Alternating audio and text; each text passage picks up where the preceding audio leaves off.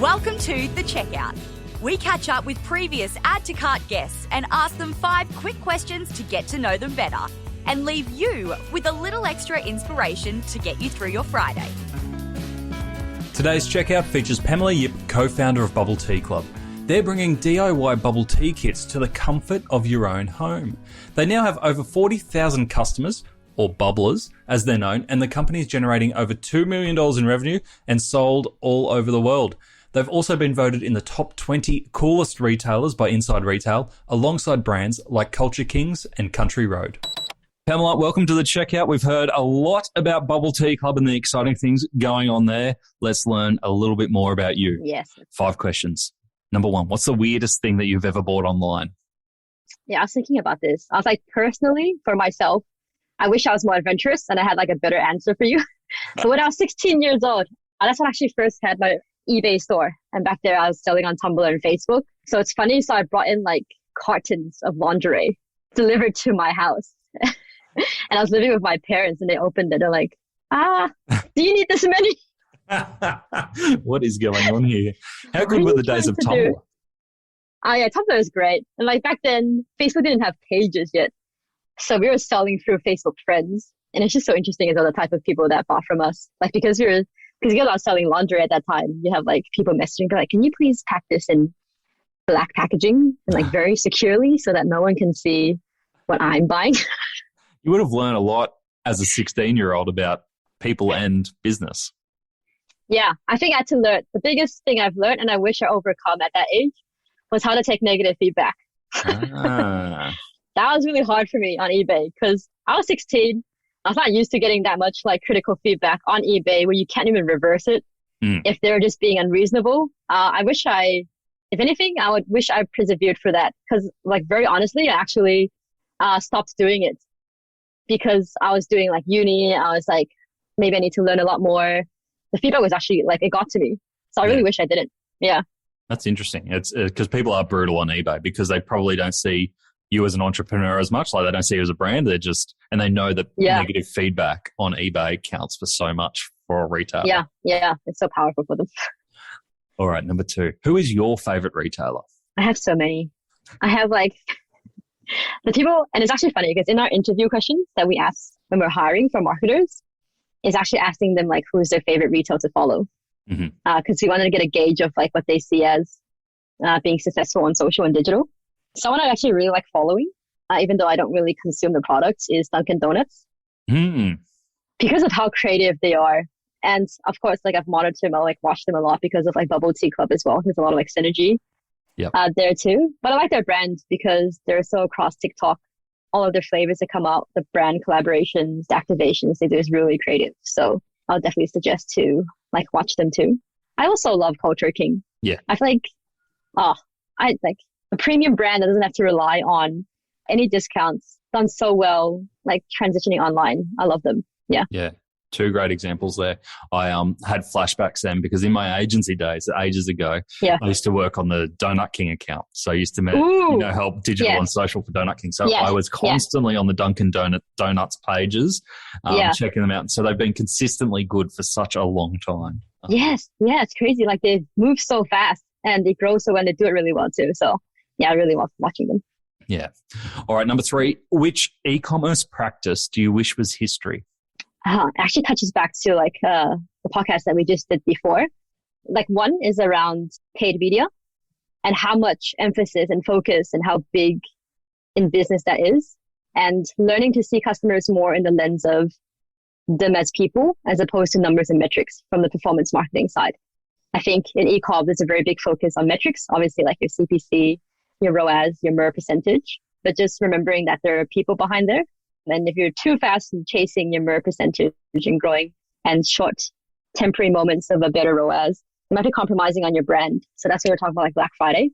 So having a really good balance of the performance marketing side and those metrics, but also like supporting your brand and focusing on it. Because I think with more larger retailers now entering into e-com because it's inevitable for them, they're going to be really good at branding. And their supply chain, all of that, they've already figured out. If anything, they're just now learning to market online. So I think it'd be really important for e-com businesses to focus on their community and focusing on their branding, because that's the stuff that will help you survive when a lot of competitors start entering. How do you balance that when you have a gut feel that an initiative or a message is really good for brand, but it's just not giving you any performance-based ROI?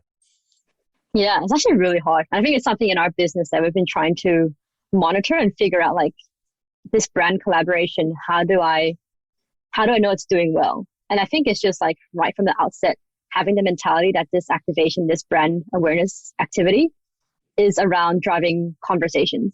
So we monitor it through Google Trends, BuzzSumo. It's just using those metrics. I think it's just seeing it as an investment.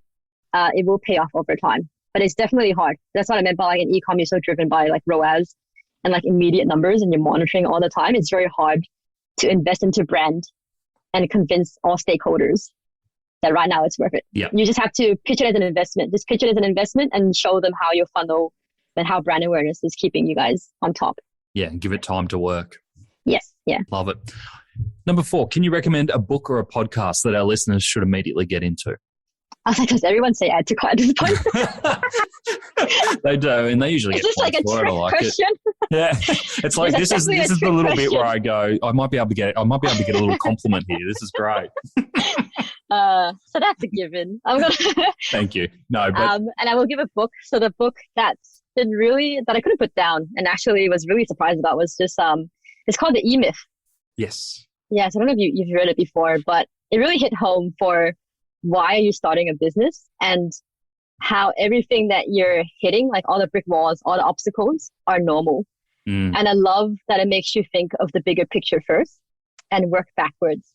I think a lot of small businesses and business owners just run the business themselves. They don't really think about like the problems that are going to come up in advance and realizing how common that problem is. But the E-Myth kind of gives you the framework to prepare for that and to help you reassure you that the problems that you face as a business is very common and that there is a solution. I think it's a really good book to read. great suggestion. And there's all sorts of, I think they've done so many different versions. The E-Myth revisited and that, but the original is still so relevant to today's business. Yeah. All right, last one I have for you, Pamela. Finish this sentence. The future of retail is? I don't know. It's not personalized. It's personable. Yeah, I think nice. the future of retail is starting to be very much a two-way conversation. And that's very much fueled by becoming an e-com, the e-com lens and going digital. I was just on LinkedIn and I just noticed like the surge of e-com roles that's coming out. So I'm foreseeing a lot of the big guys really building out their e-com teams. But again, for small businesses or those that are already in e-com, the biggest point of difference, and I reckon how we will be able to really keep our customers, is through community and building a social media presence and digital presence where the conversation is two-way. And is building those communities and social presences the scalable way to be personable? Because I can imagine you guys as founders can't always be the faces and the ones talking to customers. Yes, exactly. I think it's just empowering your own staff as well. It's funny because internally our team, we tell our customer service, our marketing team to speak to the customers as if they were friends. And I think just small things like that will help empower your team, because you're right, it was impossible for us as we grew to be replying back to every single customer. Yeah. But how do you frame the brand voice, the brand tone, and really convey that to the rest of your business? Yeah, I think it'd be really interesting. I think even in and if you think about like Facebook, we just did like an interview and talking about like the trends of like 2022 and the emergence of metaverse. And it's very interesting because like Facebook is actually enabling you to do a lot of this personalized and VR stuff. But if it's on a scale to 1 to like 100, like Facebook is on the Facebook's vision will be on the 100 side. We're still very much on the 1 and 2s in the sense of like for us as a business, it's how do we use Messenger chatbot? How do we use Instagram stories and just existing social media platforms to drive a two-way conversation with us actually being there one-on-one? And what I mean by that is if you look at stories, the very traditional way or the very entry level of the metaverse is you just put a filter on your face, but you start noticing things like, have you seen the Squid Game filter where you blink your eyes and it'll take you a step in advance? I think that's like the next level of interaction. Nice. So there is bubble tea in the metaverse. Yeah. So even just like, because the obstacle people have is like, I don't know how it tastes, or it's too hard to make. Yeah. So in our case, it's like thinking about like, how can we use Instagram stories where it allows them to make the drink virtually to make it fun. For Messenger chatbot, it's instead of just being an FAQ where like when you go into Facebook, it just pops up. Yeah. Like here are the FAQs. It's just then personalizing a step further. Like you can actually make games out of it. You can do surveys. Yeah, beautiful. Out of it too. Yeah. I love the way you're thinking about product and experience. It's really refreshing. Thank you for joining us on the checkout. Thank you so much. To hear more from Pamela, jump back into episode 166, where Pamela shares what it's like to be a young Asian female entrepreneur. She also shares how she and her co-founder nailed their crowdfunding campaign video and tells us about edutainment, which is at the heart of her marketing philosophy. And it's brilliant. Thanks for listening, and until next time, keep adding to cart.